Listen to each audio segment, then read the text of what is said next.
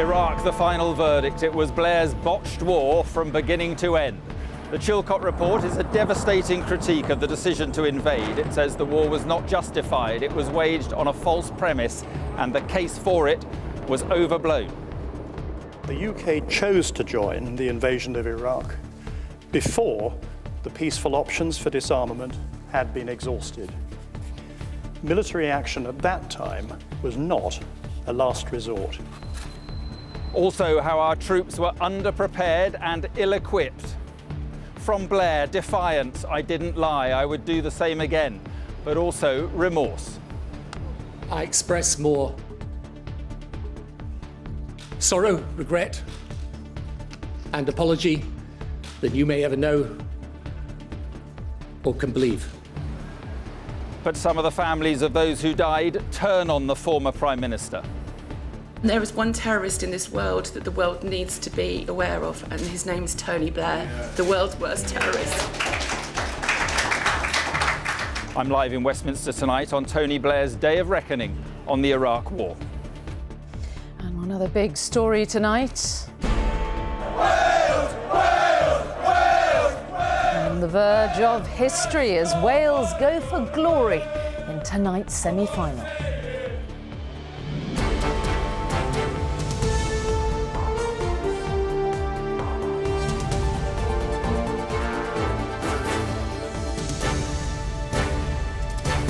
This is the ITV Evening News with Mark Austin in Westminster and Mary Nightingale in the studio.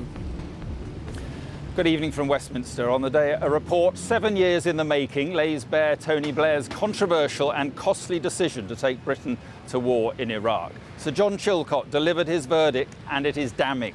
The failure of government, the failure of the intelligence community, and the failure of the military. The report concluded when Britain went to war, there was no imminent threat from Saddam Hussein. The invasion was based on flawed intelligence. The legal basis for going to war was unsatisfactory, and there was no proper planning or preparation for the aftermath of the invasion. Tonight, we have all the reaction from Tony Blair himself, from the families of those who died, and I speak to the Foreign Secretary at the time, Jack Straw. But first, tonight, here's our political editor, Robert Peston, with the main findings of the long-awaited Iraq inquiry. Iraq, 2003, the war against Saddam Hussein that overshadowed everything else done by Tony Blair and George Bush. Was Blair right to join the invasion? We have concluded that the UK chose to join the invasion of Iraq before the peaceful options for disarmament had been exhausted. Military action at that time was not a last resort. British victims' relatives heard a damning indictment of lousy intelligence and scandalously poor planning for the aftermath of conflict. We have also concluded that the judgments about the severity of the threat posed by Iraq's weapons of mass destruction, WMD, were presented with a certainty that was not justified. It is now clear that policy on Iraq was made on the basis of flawed intelligence and assessments. They were not challenged, and they should have been. Despite explicit warnings, the consequences of the invasion were underestimated. The planning and preparations for Iraq after Saddam Hussein were wholly inadequate. And the special relationship between Britain and America was too special. Promises given by Blair to Bush that Cabinet and Parliament knew nothing about.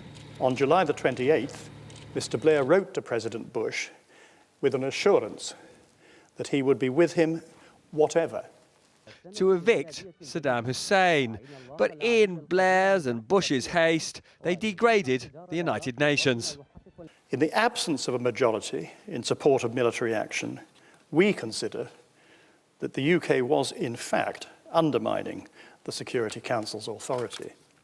So, 13 years on, he defines the war as his and as what shaped all his subsequent life. For all of this, I express more sorrow, regret, and apology than you may ever know or can believe. you stand by your decision to go to war. So what I'm unclear about, and I suspect people watching this now are unclear about, is what are you apologising for today? For the mistakes. But what mistakes? What are the mistakes that you acknowledge? The mistakes on planning and process, I absolutely acknowledge. And I accept responsibility, and I'm not passing responsibility off to someone else. I accept full responsibility for those mistakes. And that's the point of disagreement. Do it again. I would take the same decision. If I was back in the same place with the same information, I would take the same decision, because obviously that's the decision I believed was right. So what has a departing Prime Minister, who some see as the true heir to Blair, learned? Mr. Speaker, sending our brave troops onto the battlefield without the right equipment was unacceptable, and whatever else we learn from this conflict, we must all pledge this will never happen again. But the current Labour leader sees himself as anything but the heir to Blair. I now apologise sincerely on behalf of my party for the disastrous decision to go to war in Iraq. The apology is owed first to all the people of Iraq. Hundreds of thousands of lives have been lost, and the country is still living with the devastating consequence of the war and the forces it unleashed. They have paid the greatest price for the most serious foreign policy calamity of the last 60 years. Tony Blair, war criminal!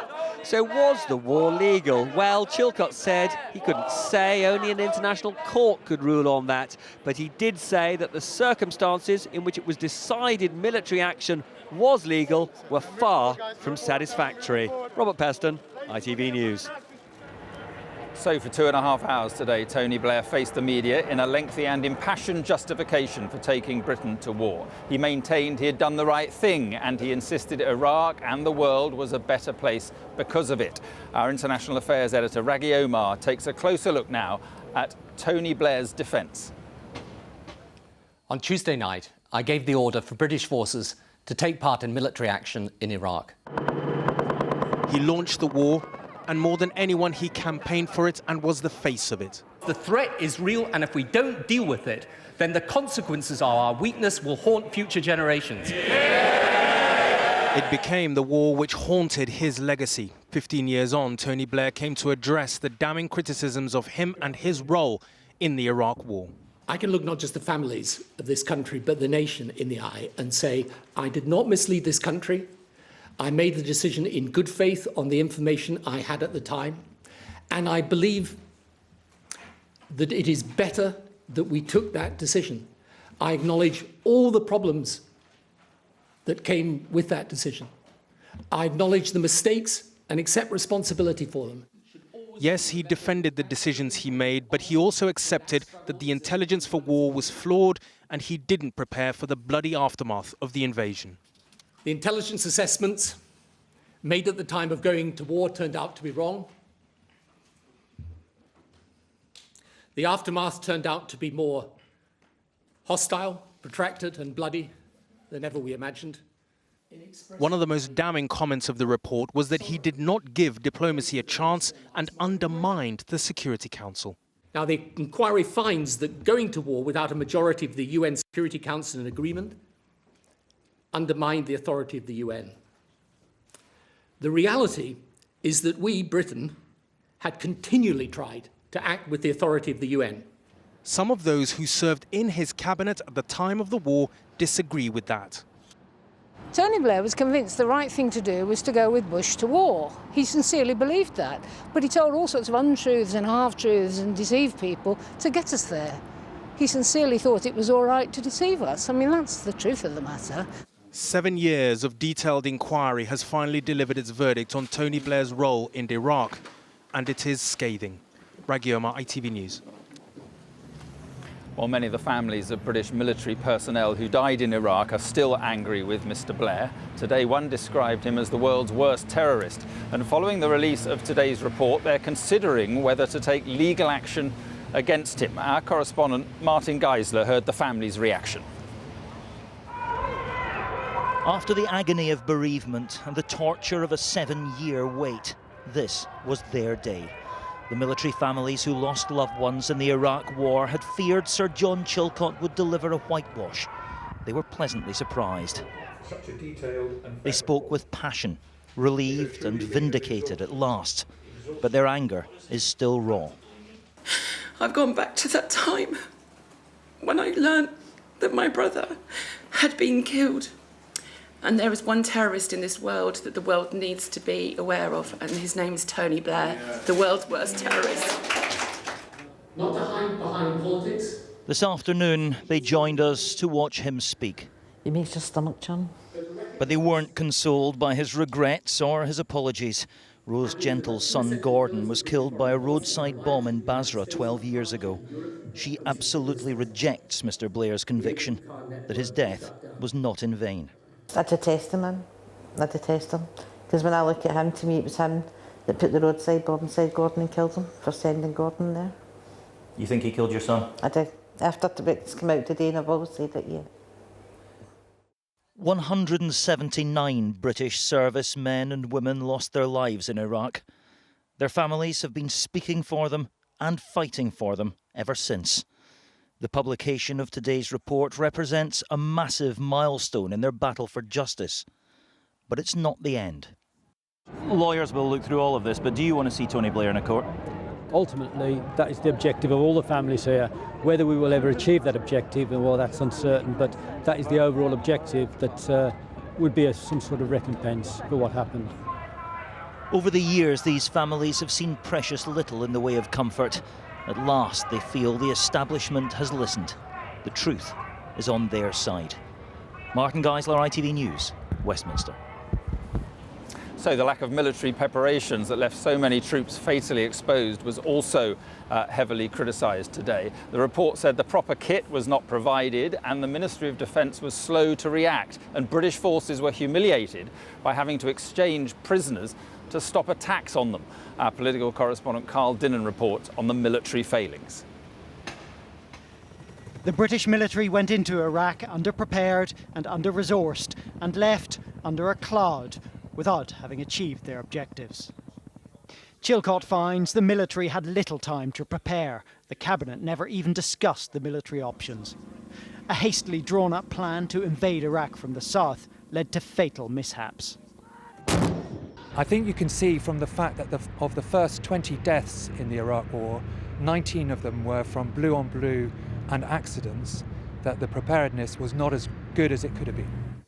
Chilcot also says the short time frame in which the military had to prepare led to serious equipment shortfalls. We had rifles that weren't really performing in that environment.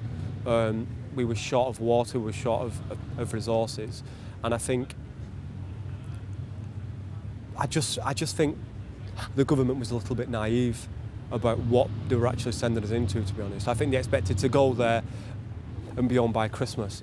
And as the insurgents developed ever more deadly improvised bombs, Contact! Chilcot says the MOD was too slow to respond. Continuing to send troops out in the snatch Land Rovers they came to know as mobile coffins. Ultimately, the lack of planning for the aftermath of invasion meant the military's role in Iraq ended a very long way from success. Incredibly, that was known about. General Tim Cross went to Washington to find out what post-invasion plans the Americans had. I actually used the expression in my report to Chilcot Inquiry, woefully thin planning. Did you warn the Prime Minister of that? All I tried to say to him and to the chiefs and to others in my reports were that we were not ready for serious post-war reconstruction. Ultimately, Chilcot says British forces left, having done a humiliating deal with local militias.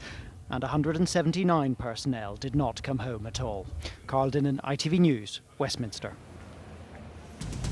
Right, we'll take a very short break now. When we come back, I speak to the then Foreign Secretary Jack Straw. We'll also have the rest of the day's news. All that right after the break.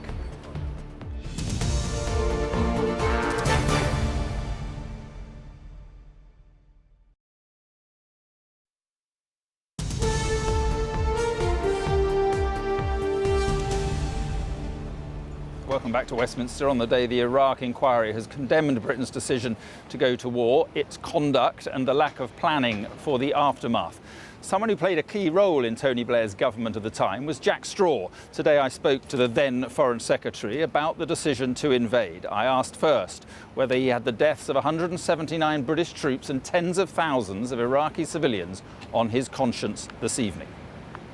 I have on my conscience, of course, the fact that had the military action not taken place, had I not participated in that decision, British military personnel would not have been involved in the war. So would you now, tonight, on this day, say sorry to the families of those who died? Well, I'm profoundly sorry for the deaths that took place, including, and above all, those of British service personnel and civilians.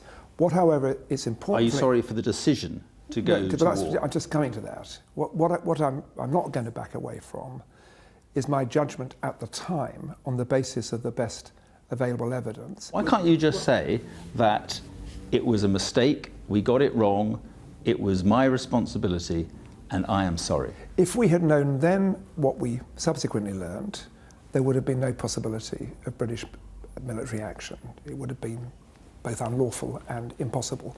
But that's with the benefit of hindsight. Do you accept that this war may still be ruled illegal in some form or another? Well, I doubt it, is the answer. It was lawful. You seem to be brushing away the criticisms in this report. Let's be clear, you failed to exhaust the peaceful options. You presented the threat with more certainty than was justified. You undermined the Security Council. The preparations were wholly inadequate. And you won't tonight apologise for all that. Well, what does it take to say sorry to these families? Well, I'm deeply sorry for the loss of life, but what I'm not going to do is to say that I'm sorry about the decision I made at the time, because that was a judgment I made. So you and Tony Blair are happy to go to your grave refusing to apologise for the biggest foreign policy blunder of our time? I take the burdens of my decision through my life and to my grave, and that's the kind of responsibility you have to accept. Jack Straw there. Well, our political editor, Robert Peston, joins me now. Robert, a very long report, but what does it do to Tony Blair's legacy, do you think? Well, an extraordinary thing. Tony Blair, the most successful leader in Labour history in terms of winning elections. And yet right now, Blair and Blairite within the Labour Party are terms of abuse. No MP wants to define themselves as a Blairite, and that's mostly about the perception going to war with Iraq was not just wrong, but disastrous. He looked shattered, exhausted today, and for him, I think the process of redeeming himself will take years. The victims' relatives want legal action against him. I think it is unlikely they will get that legal action in the International Criminal Court, but the allegation, the charge that troops on the ground did not have the resources to keep them safe, I suspect that will be put in the civil courts. All right, Robert, thank you very much indeed for that. Well, that's it from Westminster. There's much more online, including more on Iraq. But now let's go over to Mary in the studio for the rest of the day's news. Mark, thank you. Now, a quick look at the rest of the day's news. And Oscar Pistorius has been sentenced to 6 years in prison for the murder of his girlfriend, Reva Steenkamp. The disgraced Paralympian, whose original manslaughter conviction was overturned last year, will have to serve half his sentence before being eligible for parole. A man's been arrested on suspicion of attempted murder after a newborn baby was found abandoned in the toilets of the Royal Albert Edward Infirmary in Wigan. Police say the boy is now doing well. The Health Secretary, Jeremy Hunt, says he will impose the controversial new contract on junior doctors across England. Yesterday it was announced doctors had rejected it in a ballot. And Andy Murray has won the first 2 sets in his quarter-final against the Frenchman, Jo-Wilfried Tsonga, at Wimbledon. The winner will face Thomas Berdych. Well, 2 other British sporting stars now, and in just over an hour's time, Wales will be playing for a place in the European Championship final. The match against Portugal is the biggest in their history, and it will also see Gareth Bale pitched against his Real Madrid teammate, Cristiano Ronaldo. Emma Murphy has been soaking up the atmosphere with Wales fans in Lyon. The Welsh are taking over Lyon, a travelling army in full voice. Distance and delay has not deterred them. Went from Swansea to Heathrow, on train, then from Heathrow to Munich, and then from Munich here. So it's been a long one, but hopefully it'll be worth it. They've been allocated 6,000 of the 60,000 tickets on sale, but are determined to snap up more or just soak up the atmosphere. Mike Lambert had only just got home to Thailand when the team beat Belgium and came straight back. I've been following Wales away since 1973. I was just a boy. I've never been to anything this big. I think it's a glorious opportunity to put our country on the map. It's certainly been a long time, but some are getting to enjoy the fun without having to wait 58 years. Are Wales going to win? Yeah.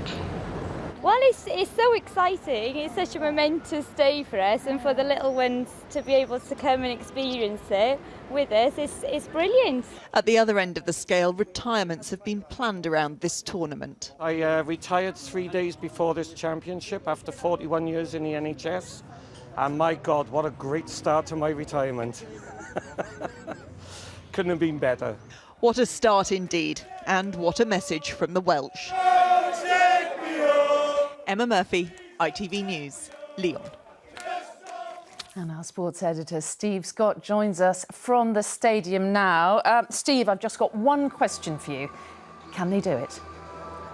Well, Mary, look, there they are behind me now. And after their stunning achievements so far and what they did against Belgium in the last match, you wouldn't really bet against them. Yes, they're going to have to do it without two of their better players, Ben Davies and Aaron Ramsey. Ramsey, I think they'll miss a lot tonight. But look, their opponents tonight, Portugal, haven't been pulling up any trees since they've been in France. They've yet to win a game inside 90 minutes. Having said that, they will start tonight as favourites, mainly because of their big tournament experience. The Welsh manager, Chris Coleman, said in his pre-match conference, look, this is Wales' first semi-final, but Portugal have played in 7. What he didn't go on to point out, out of those 7, they've only made one final, so I reckon that's the sort of odds that can give Wales some real confidence tonight. Steve Scott in Lyon. Thank you very much indeed. And you can, of course, see that match here live on ITV. Coverage starts at 7:15. Julie Etchingham will be here with the news after that. But from Mark in Westminster and all the team here, have a great evening. Bye-bye.